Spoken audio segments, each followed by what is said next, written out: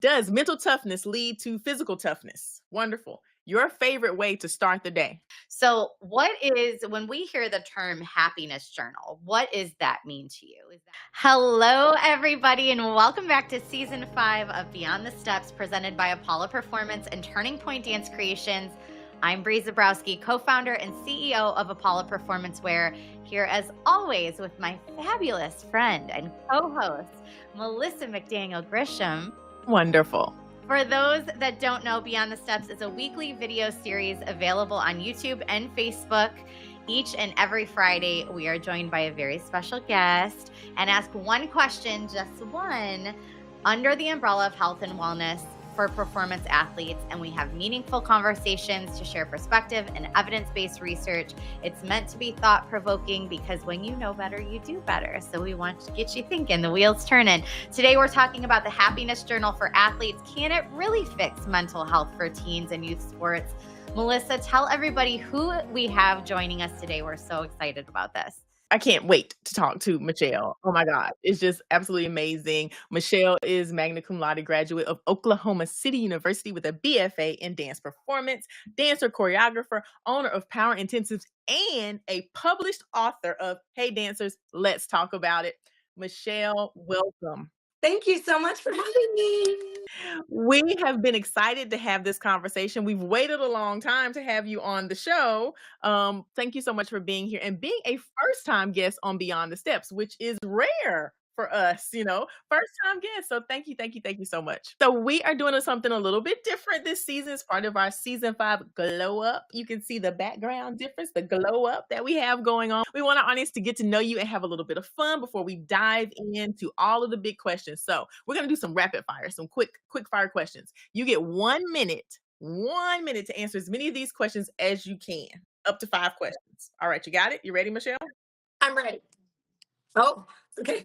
I'm ready. Does mental toughness lead to physical toughness? Absolutely, positively, yes. They are tied together in all ways possible. You cannot just be one without the other. So, if you are mentally tough, then it is going to help you grow in your physical aspect of your training. If you're physically tough, then you're also going to be able to associate that with your mental health. And the best athletes I feel in the world have both perfectly in sync together. And that's what's going to make the biggest difference in the long run. Wonderful. Your favorite way to start the day? Okay, so I'm kind of a little bit more of a morning person than some people. I like to get up and go.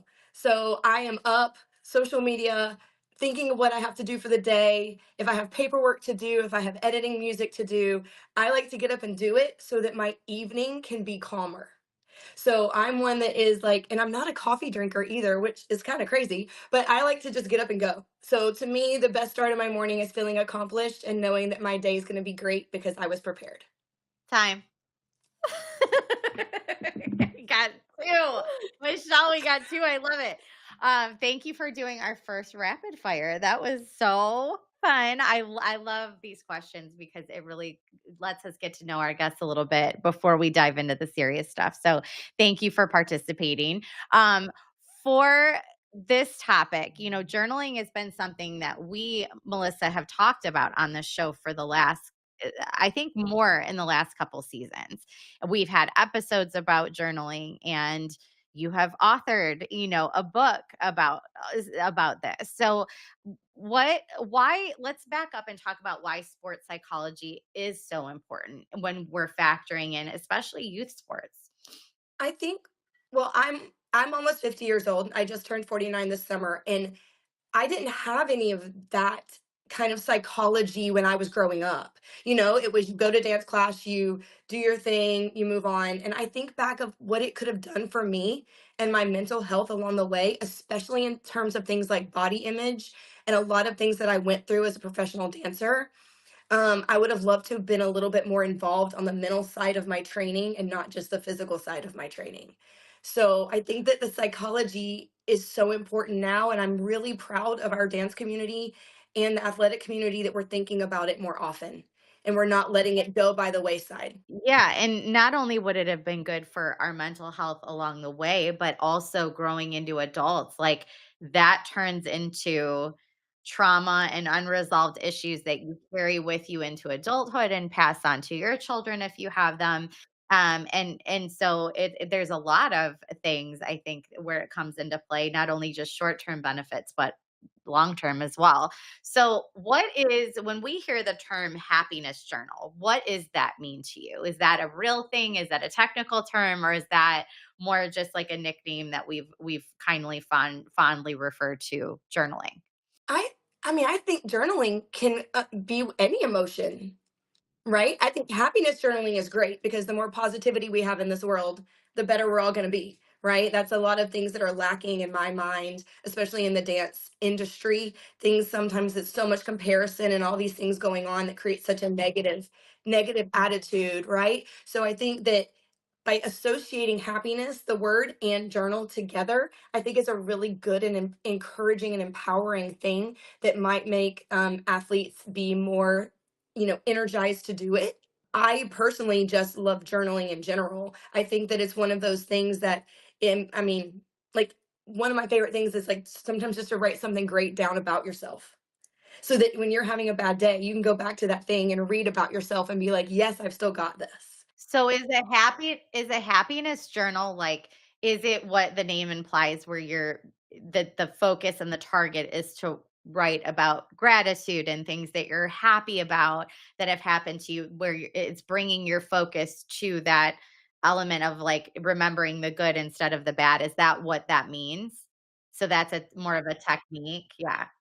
I think so. I think that, like, even when I teach a class, I will say, you need to walk out of here thinking, what's the best thing you did today? Don't walk out of here thinking, I was terrible at this and this dancer was better than me at this and I didn't get this. Like, walk away thinking automatically, I was so proud of myself for these three things. And a happiness journal can do that, right? It can give you the ability to write those things down and get them in your brain and take the negativity out and set the happiness in first. Yeah. Yeah, perfect. So then in that vein though, like because I've noticed in the past when I journal, I get like I could tend to write down things that I was frustrated by that day or almost like I don't want to say a diary, but just something that frustrated me or something that I didn't handle well or something that happened that made me feel some sort of way. That's a different approach though, right? Yes, totally. That's a totally different way. And any form of journaling is beneficial, right? In any to me. So I'll kind of just a little perspective. I didn't actually do any journaling till I was in my 30s. I didn't really understand that it was a thing. And I went through no, it wasn't it no. I mean, it just wasn't a big deal. It wasn't talked about. Our feelings and our emotions were not discussed. They just were what they were, right? So I went through a traumatic situation in my 30s and I actually ended up in therapy. And she used journaling as a way for me to express myself. But through the journaling, she would, prompt me with questions, but I would have to come back and read it out loud. And it was, I mean, I still can feel myself right now, what those feelings felt like when I'm like, I really said that. I really felt that. I had no idea that I had any of those feelings at all. And then I kept thinking, gosh, I wish I knew this 15 years ago. Like I would have, there's some things as an adult I wouldn't have gone through. So I really think that like just journaling of any kind, what the negative journaling can turn into then how you're going to handle it and create the positive from it. And then those positive journal thoughts can then give you the energy and expression that you need to have to make your day better just on a daily basis. So what are the advantages generally of journaling? I think a lot of times it's very hard, especially when we're talking about young athletes, it's very hard for them to express themselves vocally. Especially as dancers, we like to express ourselves through our dancing. That's our favorite thing, right? No one really knows what's going on. But a lot of times, even going to an adult and having that conversation is really hard. But if you can write it down first and get your feelings out on paper, then I think the advantage is that you can then take that and apply it to having, open and honest conversations that aren't just on paper. So sometimes maybe it's just that first step of like, I don't want to tell this person or my dance teacher, then I'm upset about this. So I'm going to write it down, get my feelings out, go back and reread it, figure out, is it still bothering you 2 days later? And then have an open and positive conversation that isn't about conflict or about drama. It's about your actual feelings and how we can help you. And that journaling can just open up those topics, I think. I think it can make athletes think a little bit differently than they do on a daily basis. Do you think that emptying those thoughts out help with your mental focus and clarity? Does it allow the noise to go away? Yes, I mean, honestly, when I journaled in my that's what helped me, is I was able to be like, I was getting all this stuff out of me, and then I'd go and teach a class, and I was so clear, and my choreography changed because I didn't have this bulk of stuff like clouding my judgment and clouding my creativity. And sometimes if kids are taking all this stuff into the class with them, and I always say you can leave some of the stuff at the door if you've gotten it out, and then you can go and be the best person you can be as a student and a teammate for everybody in the room with you because you have a clearer head. Absolutely. That's amazing. I struggle with journaling, but definitely the things that you're saying make it seem like something that I definitely need to start doing. I'll start one page and then yeah.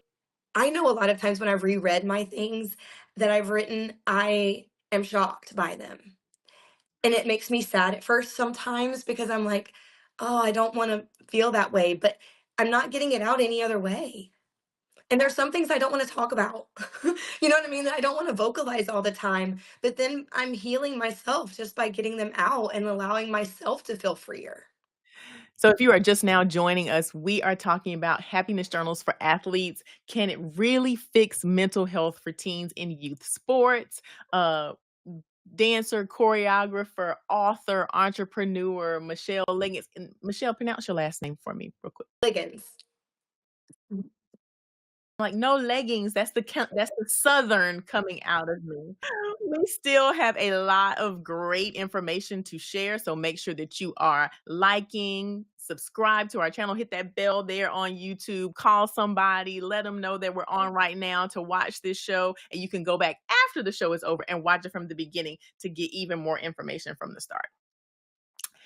Coaches, let's talk about coaches and performance athletes. Time is of the essence. You're a choreographer, you're an educator. I'm still in there. Bree did her many years there in the studio as well. It feels like there's never enough time to fit everything in. You want to get done from practice to rehearsals to so what are your suggestions for coaches, for educators to start implementing journaling into their curriculum? I think in every situation it's time management, but I also think it comes down to creating a certain culture in your team. And I also think that team bonding and team building makes your practices easier and better. So if you are spending 10 minutes a week, block off 10 minutes. It doesn't have to be a long period of time. Ask one question, do one journaling question a week, just one, or one topic. And then take 5 minutes and open up that conversation. Let everyone use the time to get to know each other better, right? Open up those feelings, open up those conversations, and then watch the practice go faster, go better. You're not necessarily taking time away from something. You want to look at journaling or team building exercises as a way of bettering the practice, of bettering your team. It will come out in the long run losing 10 minutes because if your team is in better spirits and they're bonded together better, then you're going to accomplish more in a shorter period of time. Is I think that people, educators and coaches, they weigh it out and they're like, I have so much to do. I can't waste 10 minutes. And I think it's reframing our psychology and our mindset as leaders and coaches and directors of like, this is not a waste of time. It's the way that we're going to get the best and the most from them if we take this 10 minutes. And I also, Melissa, do you remember this when we did the episode? I can't remember if it might have been season 4, it might have been season 3, but we talked about it doesn't even need to be because a lot of times you'll have the same kids for a block of time. It doesn't need to be in every class period, but taking 10 minutes maybe at the very beginning of the day before they get started they get that baggage out, they're able to unload, and then they can just be free the rest of the time. It's not that you're doing it for every class per se. Do you agree? Or, every practice period, insert any activity you want, and all of this applies, right? Our, background is in dance, so you'll hear us refer to that. But you also will hear us say on the show many times, like, I have a son that plays soccer, and Melissa has a son that plays football, and or my daughter's in gymnastics. Any of this stuff can apply to any of the things I just said and more. So, full disclosure there. I agree. And I even had a studio in San Antonio bring me in. They took 2 hours on a Saturday after all they practiced all day. And they did like 3 chapters of my book with me. And every person had to stand up and talk out loud. And we had some tears. We did. We had some hard questions. But when they left, I knew they were better for it. I was better for it. I left feeling like I knew those kids and I'd never met those kids ever. Yeah, we did it with our students, and I was also surprised at the vulnerability and the amount of emotion that came through that circle. We did it in a circle, and but the closeness that they had after that, it was great. Like, they had been dancing together all year, and it's like they know these people. They're here every day with them, but it was the bond that they had from sharing those very vulnerable things that ultimately made them better in the dance studio as well. So it was a win-win, for them. Allowed them to let go a little bit and share, but it also kind of brought them closer together, which what coach doesn't. When you have a team that feels bonded like that, they inevitably perform so much better, right? So And it helps them when you're going through conflicts throughout a season, right? When you've got someone who's injured and you've got to reblock a dance really quick or any kind of thing, or someone had a traumatic situation, you need to be there for that friend, that person. That closeness makes all of that stuff happen. And it makes it happen seamlessly instead of it being, a chore. You're learning through that closeness how to be there for your team. And that's going to put a really great piece on that floor eventually. If that's your ultimate goal, you're going to put that group. I can tell when I watch a dance. I can tell, especially if it's an emotional, like lyrical or something. I can tell looking at them if they're bonded. It does make a big difference, and you talking about, the tears that came out, when you were working with that team kinda leads me to my next thought about overwhelm. I know I have found, and this is usually why I stopped journaling, it's why I don't keep diaries, it's why I become extremely overwhelmed with the emotions and the thoughts and the feelings, and I just go, "Okay, never mind." like, Okay. how do you even, like, know where to start when you Yeah, open it like, up? you just It's don't like it's just even yeah, you don't know where to start, so I know that this is probably part of the practice that's in your book. Prompts, I would think, would make it easier. So, is that something that performance athletes should focus on as they're journaling, like, doing it with prompts probably to start, or do you think you can do it either way? I think you can do it either way, but I think that it's really important that you have a guide to help you along the way, especially when you're first starting, so you don't give up so easily, right? So yes, I started this Instagram series, Hey Dancers, Let's Talk About It, back in November. And it when it started to turn into this book or something I wanted to write, um that's when I had decided I wanted it to be a journal. But I did it on purpose to make it about the questions I'm asking you about these topics so that even younger dancers can learn how to journal. That it isn't just like, hey, go talk about this. No, like if one of the like the first chapter, why do you love to dance? Okay, let's just talk about it. Here's 5 questions. Just write it down and then go back and read about it. Right? Some of it's not serious, some of it is. But like you got to start somewhere. And I have a lot of dancers, they'll come and show me how they wrote in their book and they're really proud of it. And I think that's the coolest thing because if you could start younger, then it won't be overwhelming later in your life, right? It'll be something that you look forward to or something that truly does help you heal. And honestly, that's really what it should be about. What can parents do at home? Because a lot of times we talk, I mean, obviously journaling applies to any age and any person, and you should do it we recommend doing it at all stages of life. But when we're talking about younger performance athletes that need a little bit more guidance, that really haven't they don't know what to do with all these big feelings that they're having, how can parents, we've talked about directors, we've talked about the athletes themselves, but how can parents support their athlete in journaling? What can they do at home to encourage it? Do you ever feel like there's some like resistance, or it's kind of dismissed as like, oh, that's so silly, when by parents? Or do you feel like it's something that's generally accepted and embraced and encouraged? My books opened my eyes a little bit because I've been amazed by the parents who are like, "Oh my gosh, this is so exciting. This is great. I can't wait. I can't wait to get this and my daughter's going to do this." And then there's ones that are like, "Well, what's that for?" I've gotten both, and it's interesting that some are just like, whatever. And then some are like, "Oh, I can't wait. I can't wait to have this conversation with my daughter."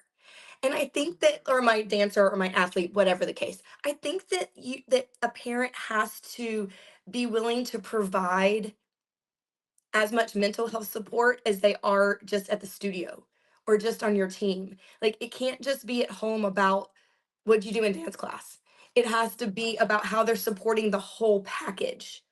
Because if they don't want their dancer to burn out, right? If they want their dancer to stay physically healthy, they even think just journaling in general can help all of those things, but it's just mainly a support system. I also feel one of my main goals is to get parents to stop basing everything about their athlete, dancer, about winning or losing, but about the daily process of how it makes them feel.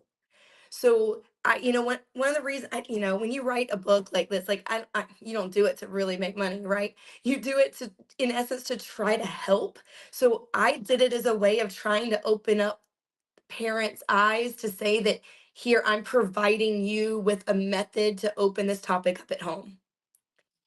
And I've looked up, there's so many incredible mental health, like mental toughness books for athletes, and like going like gold medal attitudes and all these things that are out there. And I think sometimes parents need to do a little bit more research on how they can help their kids be more well-rounded and it not just be about a trophy. I always say it's not about the trophy, it's not about the crown. It's about all the relationships and everything you build along the way, and journaling can help you do that.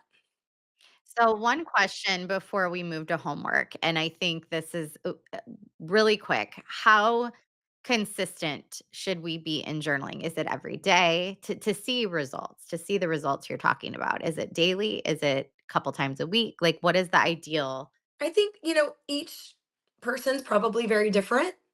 I think that weekly is a really great way to start. Just set that Sunday night. On a Sunday night, I'm gonna, have a nice chill night. I'm gonna watch a favorite show and I'm gonna do some journaling, or I'm gonna put my music on for the week, whatever I need to be prepared for at the studio or my team, and I'm gonna, answer these questions. I think that daily, I think for younger athletes is a lot. Even as an adult, I couldn't do that. I would be like, I'm like, when do I have time for that? So That's great to know, yeah, because I think once a week is once doable. a week is I feel like that's not not overwhelming. overwhelming. And um, if you're using something to prompt you, it could be you're just going to work that chapter or that topic. Don't make it where it's overwhelming. Give it where it is fun and exciting. And you're looking forward to that Sunday night. Oh my gosh, I'm going to pull my journal out, or I'm going to pull my book out and I'm going to talk about this. You know what I mean? Because then we don't want it to feel like a chore or homework. We want journaling to be from the heart and from the soul and something that they really want to do because they love it, not because we're forcing them to. And not every person's going to love it, but you do hope that eventually it touches and, makes a difference in some athletes' lives. That's the hope. I think that's totally doable. I'm excited. I wanna make myself start and do it weekly, because I think when I've tried in the past, it's been nightly, and it never works out that way. So, If someone is doing that, I'm applauding them because it's a lot. That's a lot of responsibility. And again, it takes away the joy, and like we're said, like the happiness part of journaling should be the most important thing. I love that. For those just joining, if you're catching the tail end of our conversation here with Michelle Liggins, we're talking about the happiness journal for athletes. Can it really fix mental health for teens and youth sports? We've heard a lot about journaling. I encourage you to go back to the beginning of this episode and all of our episodes. You can find us on YouTube and Facebook at Apollo Performance and TP Dance Creations. Go back and watch everything. We have tons of great content, and this episode is definitely something you should be aware of at any age, and no matter what you're doing in your life. But we're talking about it in the realm of performance athletics, so definitely worth a listen and go back to the beginning and catch the whole thing and all of Michelle's great insight. So Michelle, we have talked a little bit about this. You're new to the show. We're so excited to have you. The one thing that we do every single episode is we give homework. We want to give homework all of our viewers out there watching one thing they can do from now until we air the next episode next week to kind of make improvement in their life in the area that we're talking about today, being journaling and mental health. So, what is one piece of homework you want to give our guests, listeners? Okay. So I think, especially if you've never journaled or journaled, this is just a very simple thing to do. Take a piece of paper out and give yourself a pep talk. That's it. Write down if you were having a bad day, something that you would want to somebody that would tell you. What would you want someone to do as a way of pepping you up, encouraging you? Say great things about yourself. Write it all down.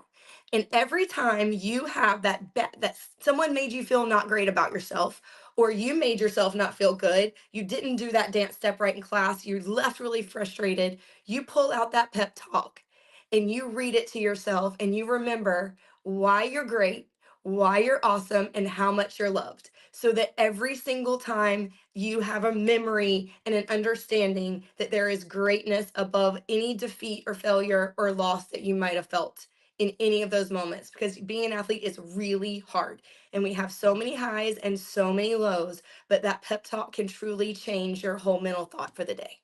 I love that. I love that. And who can't do that, right? And so, everybody out there, you're going to give yourself a written pep talk, a la Michelle. And after you give yourself that pep talk, you are going to take our Steps Initiative course. We give the same homework here at Beyond the Steps every week. It is to take this course. Beyond the Steps was founded on this course. The show is founded on this course. It is a 5-part course series that talks about everything from racism to gender inequity, sex abuse and prevention, nutrition, psychology, and of course, medicine and science. Every module was curated by an expert in their field. You can go at your own pace, and this course is completely free. Melissa has popped that link in the chat for you so you can take it at your own pace. We have had full faculties take this, we have had parents take this, student athletes take this. It is just such a fantastic course. And again, it's free. So why not, right? Because when you know better, you do better. And you're going to get resources and evidence based research to hopefully prompt you to look into some of this stuff a little bit deeper on your own. Again, because when you know better, you do better. So we're going to have you take that course. Click that link right there, right there, right there. And then, Michelle, before we let you go, talk a little bit about what you have going on with power intensives. How is your book doing? And how can people get a hold of you? Power Sisters is great. We're going on our eighth season. And in fact, coming up this week, we have our Halloween intensive where we are dedicating everything to Wicked. So we are loving it, and my guest teacher's name is Jeremy Duvall, and he was actually in Wicked. So yes, so he's bringing. He went to my college as well, so we're alumni together, and he's bringing some of the original choreography to teach to the dancers. So, and then next season we have Kelly Sweeney coming in. Um, and intricate training for dancers is coming into Houston as well with me. So my goal is to try to bring different teachers in to, not everybody that has an opportunity to take from them. We have a DJ and we do lights and we make it a whole big like extreme event. The book is doing great. It's on Amazon. It's been out since April. And I'm getting ready to be at the Texas Dance Educators Association in January, and I'm giving a open lecture to the directors there about the book and journaling. So I'm really excited about really like digging in with the directors themselves and having, hard conversations together as adults and then how we can apply that too. Really quick, who is your book for and what are they going to find when they buy the book? What are they going to get out of the book? So the book is 25 chapters, and each chapter has 5 to 6 journaling questions that go from why do you love to dance to burnout to bullying to glimmers to motivating each other, how to support other teams. And so it's not a long read. Every chapter is 2 or 3 paragraphs just to kind of get you open to the topic and then ask you the questions, and then you can go back and read and discuss any way that you need, and it's called Hey Dancers, Let's Talk About It. And it's on Amazon. And then yes, and then my Let's Talk About Dance is my website that gives you all the information about the book. And then my Instagram is my name, but I still am every week posting 3 or 4 new topics. So yesterday I did one about body image. We've done some new ones about entitlement and some other interesting. I'm getting ready to post one. I have some for dance parents too. I have one coming out that is asking about leading by example. So just lots of things, that we all need to talk about that don't always talk about. That's fantastic. So, for all of you just joining, Michelle Leagans is a published author. Her book is Hey Dancers, Let's Talk About It, available on Amazon. You can find her at the Instagram handle right here. So, make sure you click that and get more fabulous content from her, including some journal prompts to get you started. Michelle, thank you so much for being here. We're just so happy to have you finally. Thank you for having me. Yes, I would love to. I love getting to just like talk and meet new people. I feel like our industry, like, it is a very small world, but at the same point there's so much I love that we're people like you guys are opening up conversations, because I really wish I would have had that when I was younger. Oh, thank you so much. And thank you again for being here. Yes, thank you. And for all of you who are out there joining us, we hope that you join us again next Friday as we chat with Cheryl Pasalacqua. Yeah, I'm you gonna, did I'm good. gonna, That's I think it. I got it. I think I got it. I'm trying to get the Southern twang out. She's the managing partner of Stage 8 Brands and Elite All-Star Dance Competition. And we're talking to her about the insider's guide to winning dance competitions without selling your soul. That's Did kind of you a hear that's that? kind of a big one. Yeah. Without selling your soul. That's the big of a lot of people can win, but not without selling their soul. So please tune in at 3:30 Eastern on YouTube and on Facebook at those little handles down there that you see going across the bottom, and make sure that you subscribe on YouTube so that you know when we go live, and you can find us. You'll get a notification there. If you have an idea or topic, or you want to be a Bye. guest on Happy Beyond the Steps, Friday. we would love to have you. DM us on any of those platforms, or email us at info@apalaperformance.com, and we will get back to you, and we would love to hear from you. Until next time, though, please, we hope you continue your journey beyond